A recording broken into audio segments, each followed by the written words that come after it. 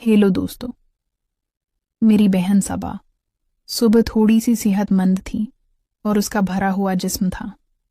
लंबे लंबे बाल थे और रंगत तो बिल्कुल दूध जैसी थी। जब मैंने सबा को देखा तो मेरे दिल में एक अजीब सा ख्याल आया। मैं दिल में सोचने लगा कि बहुत सी लड़कियों को लौटाया है। काश अभी मुझे मौका मिले तो मैं अपनी बहन सबा को भी लौटाऊं। आज पहली बार मैं अपनी बहन को दूसरी नज़र से देख रहा था। फिर मैंने कहा, आओ सबा, मेरे पास बैठो। सबा मेरे पास आकर बैठ गई। अम्मी खाना लेकर आए। खाने में दाल चावल और सब्जी बनी हुई थी।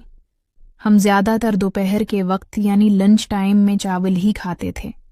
सफ़ेद चावल सब्जी या दाल के साथ और फिर गोश्त के साथ हमने खाना खाया। और खाना खाने के बाद मैंने थोड़ा सा मोबाइल इस्तेमाल किया। उसके बाद मैं ज़ारा के घर चला गया। ज़ारा का घर हमारे घर के करीब ही था। ज़्यादा दौर नहीं था। थोड़ी ही देर में वहां पहुंच गया। मैंने बेल दी तो ज़ारा ने दरवाज़ा खोला। ज़ारा लोग फ्लैट में रहते थे और चौथे फ्लोर पर उनका फ्लैट था, जबकि हम लोग एक बंगले में रहते थे जो हमारा अपना था।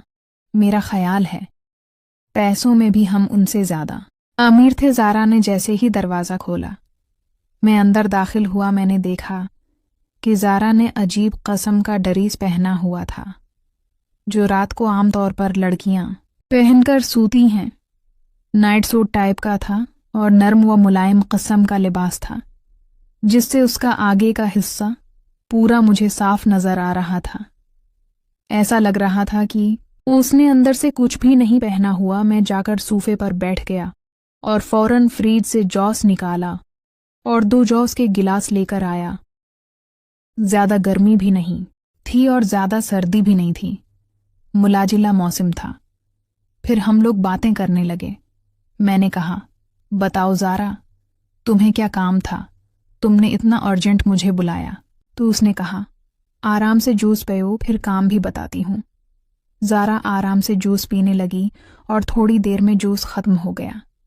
फिर मैंने कहा, हाँ ज़ारा, अब बताओ। उसने कहा, चलो इधर मेरे साथ आओ। उसने मेरा हाथ पकड़ा और मुझे बेडरूम में ले गई। मैंने कहा, ये क्या कर रही हो तुम? उसने कहा, यहाँ काम है, यहाँ बैठो, तुम्हें बताती हूँ। मैं जाकर बेड पर बैठ गया। मैंने देखा कि ज़ारा ने जाकर दरवाजे पर लाट लगा दी। मैं दिल में सोच रहा था कि अचानक ज़ारा को क्या हो रहा है और ये क्या करना चाह रही है। फिर वो मेरे पास आकर बैठ गई। मुझसे कहने लगी, फहद अपना हाथ। तो जैसे ही मैंने उसे अपना हाथ दिया, उसने मेरा हाथ दोनों हाथों में पकड़कर अपने दिल पर रख दिया और कहा, से महसूस करो ये कितना जोर से धड़क रहा है। मुझे अजीब लगा क्योंकि दोस्तों वो नर्म था। जैसे ही मेरा हाथ लगा तो मुझे करंट महसूस होने लगा, मगर मुझे अच्छा भी लग रहा था। मैंने हाथ नहीं हटाया।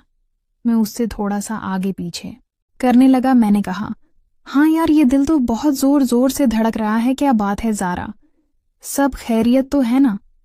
उसने कहा, हाँ फहद, खैरियत तो नहीं है। मैंने कहा, किया हुआ मुझे बताओ। उसने कहा, फहद, मुझे रात भर नींद नहीं आती। बस मेरे दिमाग में, मेरे दिल में बस तुम ही तुम हो। मुझे लगता है फहद, मैं तुमसे मोहब्बत करने लगी हूं। मैंने कहा, अच्छा ज़ारा, मगर अगर उम्मी को पता चल गया तो वो क्या सोचेंगी? ज़ारा मुझसे कहने लगी, फहद तुम फिक्र मत करो, इमी से मैं बात कर लूँगी। फिर उसने कहा, चलो फहद, आज मुझे जी भर के तुमसे मोहब्बत करनी है। अब मैं दिल में सोच रहा था कि यार क्या मेरी किस्मत है। मैं खुद लड़कियों से दौड़ भागता हूँ, मगर लड़कियां मेरे पीछे आती हैं। अब ये ज़ारा कोई देख ले, मेरी दीवानी थी। मैंने आप लोगों को पहले ही बताया है कि लड़कियां मेरे पीछे पागल थीं, क्योंकि मैं बहुत खूबसूरत था और बिल्कुल कम उम्र में। फिर ज़ारा खड़ी हो गई और मेरा हाथ पकड़कर मुझे कहा, खड़े हो जाओ। मैं भी खड़ा हो गया। उसने मुझे अपने गले से लगाया। जैसे ही उसने मुझे गले से लगाया, क्योंकि उसकी उम्र में बहुत कम थी। उसका जिस्म बिल्कुल नर्म था और वो पहली दफ़ा कर रही थी। अलबत्ता मेरा पहली दफ़ा नहीं था। ज़ारा से पहले मैं कई लड़कियों को लटा चुका था। फिर उसने मुझे बेड पर धुका दिया।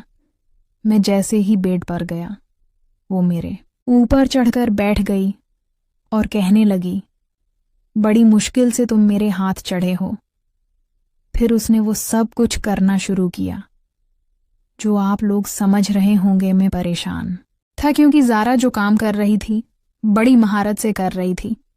मैं दिन में सोच रहा था कि कहीं ये किसी और के साथ भी तो नहीं करती। दोस्तों, काफ़ी देर ये सिलसिला चलता रहा।